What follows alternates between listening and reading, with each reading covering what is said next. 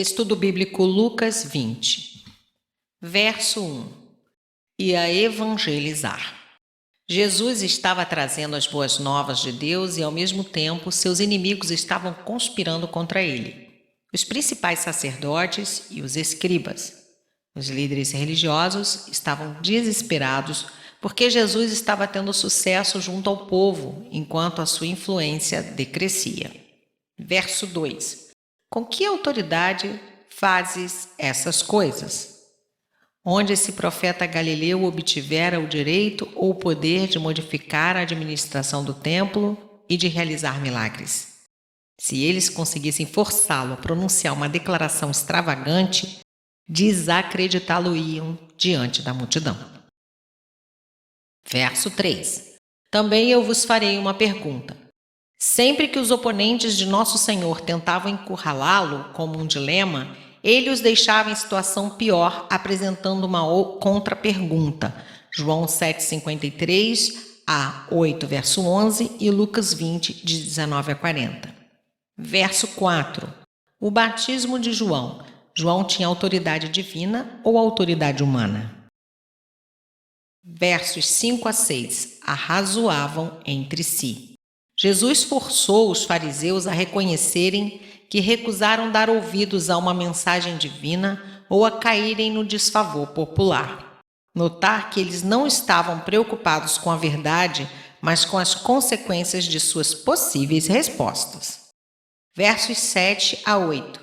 Pois nem eu vos direi. Jesus expôs a hipocrisia da pergunta, desmascarando seus verdadeiros motivos. Ele não desperdiçou verdades com eles. Mateus 7, verso 6. Verso 9. Passou Jesus a proferir ao povo esta parábola. Somente Lucas observa que essa parábola foi endereçada a todas as pessoas e não apenas aos líderes judaicos. Essa parábola é semelhante à de Isaías, capítulo 5, versos 1 a 7, para explicar como Deus lidava com a nação. Certo homem plantou uma vinha.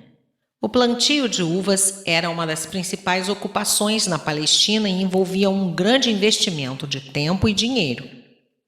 Arrendou-a a lavradores. Através do emprego de arrendatários, o dono das terras costumava receber cerca de 1/3 da colheita como aluguel. Verso 10. Mandou um servo. O aluguel era recebido por um agente. Jesus indicou que os servos de Deus, os profetas, vieram para reforçar os direitos justos que tinha sobre o povo que usava as suas propriedades. Os lavradores, porém, depois de o espancarem. Muitos profetas foram maltratados pelo povo, chegando até a sofrer mortes violentas. Elias foi forçado a se esconder, 1 Reis 17, de 1 a 7. Jeremias foi jogado em um calabouço, Jeremias 38, 6, e a lenda diz que Isaías foi colocado em um tronco oco e cerrado ao meio. Os lavradores são uma vivida figura da nação que persistentemente rejeita os mensageiros de Deus que lhes foram enviados para chamá-la ao arrependimento. Verso 13. O meu filho amado.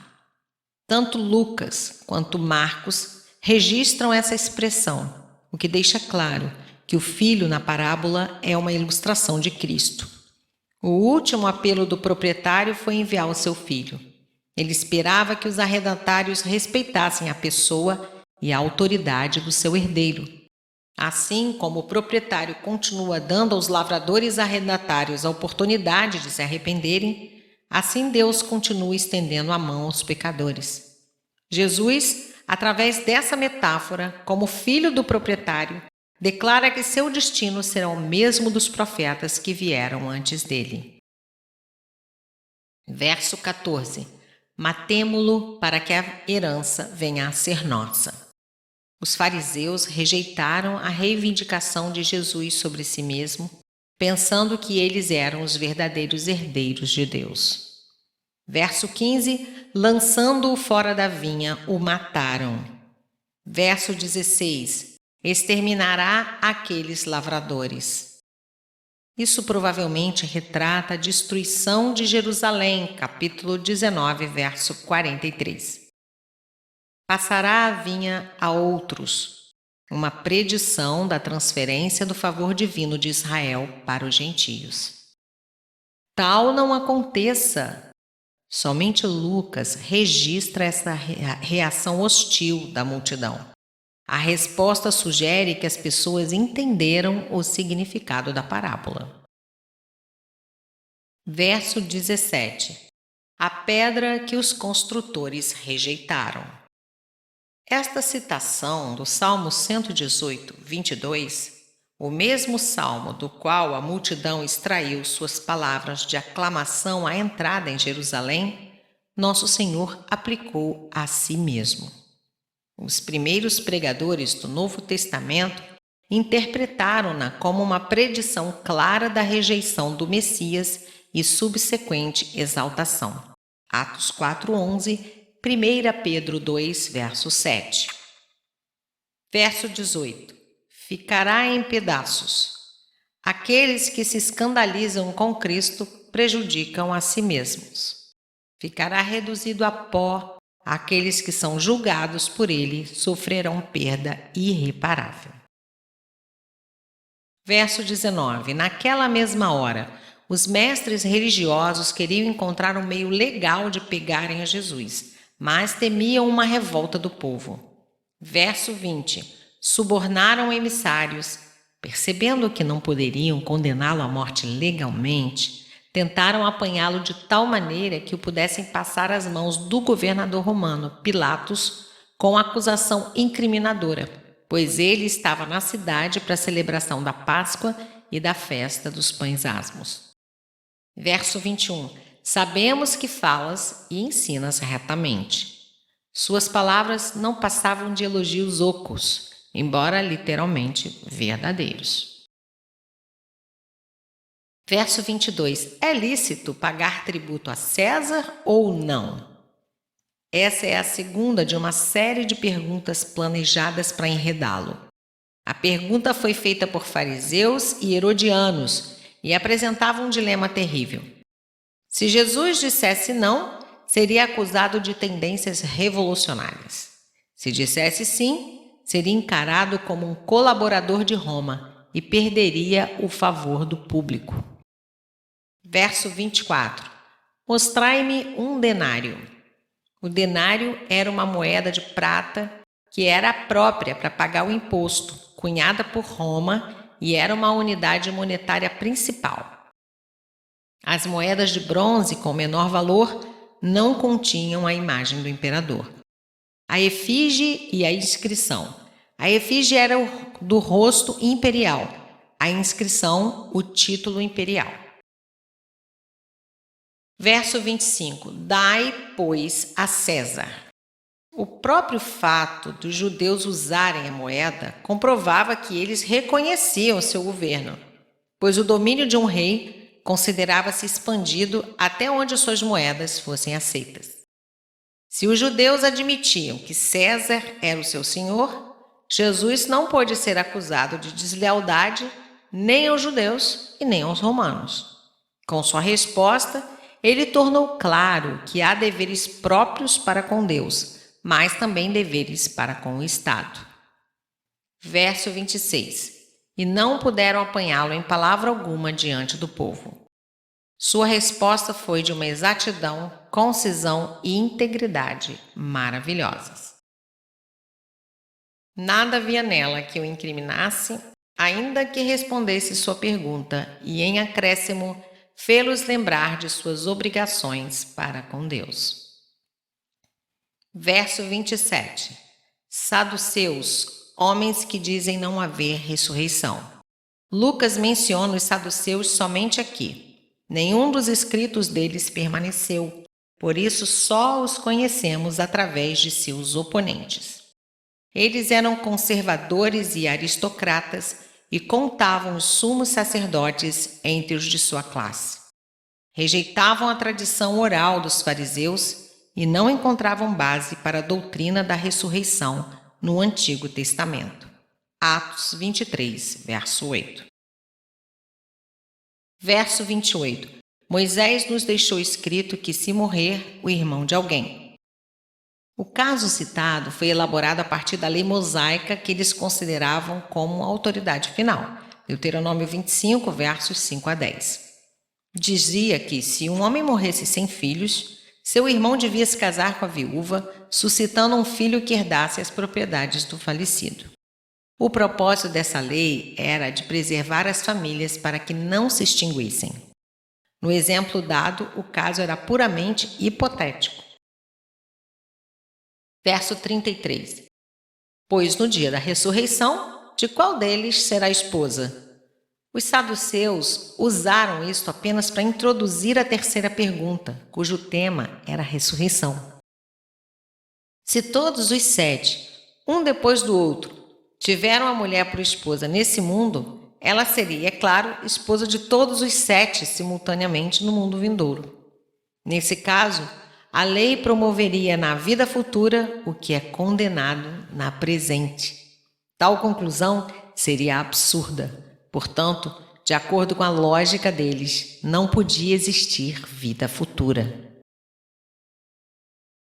Versos 34 a 36. Então lhes acrescentou Jesus.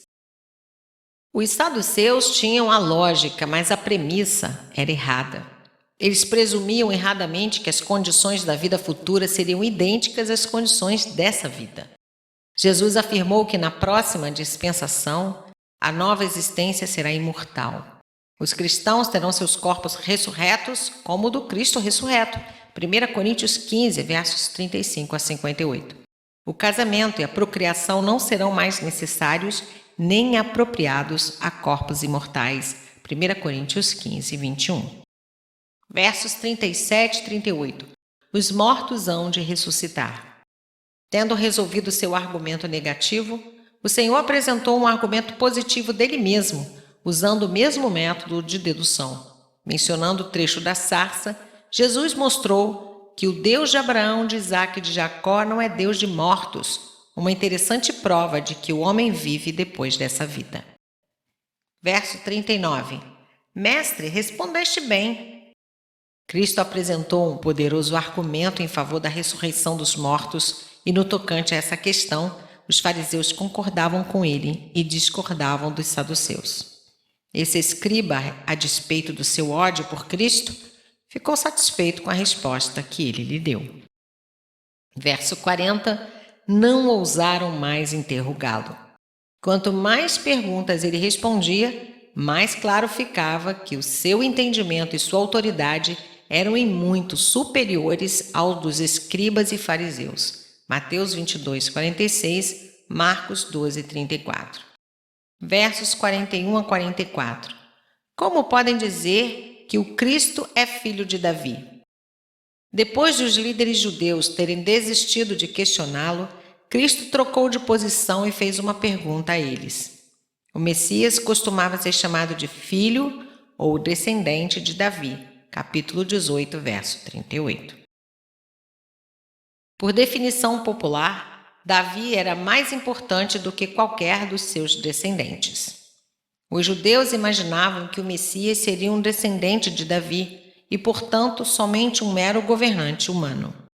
Jesus demonstra que a declaração de Davi em Salmo 110:1, onde chama seu filho de Senhor, indica que o Messias é mais que um rei humano, ele é também o divino Filho de Deus. Versos 45 a 46. Guardai-vos dos escribas. Traz a ideia de guardar-se contra a influência maligna dos falsos mestres. Vestes talares. Uma capa longa e esvoaçante, em essência, identificava aquele que a vestia como um acadêmico devoto e de destaque. Saudações. Elogios para aqueles que possuíam tais títulos de honra. Primeiras cadeiras nas sinagogas. Os bancos das sinagogas mais próximos dos lugares onde ficavam guardados os rolos sagrados. Uma área reservada para líderes e pessoas de renome. Tiago 2, verso 3. Verso 47. Devoram as casas das viúvas. Jesus expôs as práticas gananciosas e inescrupulosas dos escribas. Eles atuavam como inventariantes de viúvas, o que lhes dava a oportunidade de convencer viúvas incautas de que elas estariam servindo a Deus ao apoiarem o templo ou o próprio trabalho santo dos escribas. Qualquer que fosse o caso, o escriba se beneficiava monetariamente e efetivamente roubava da viúva o legado que o marido lhe deixara. Longas orações. Os fariseus tentavam ostentar sua espiritualidade orando por longos períodos. Sua motivação não era a devoção a Deus, mas um desejo de serem reverenciados pelas pessoas.